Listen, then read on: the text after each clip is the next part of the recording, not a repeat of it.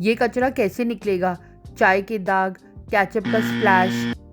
Introducing the viral sensation bristle portable spot clean vacuum cleaner.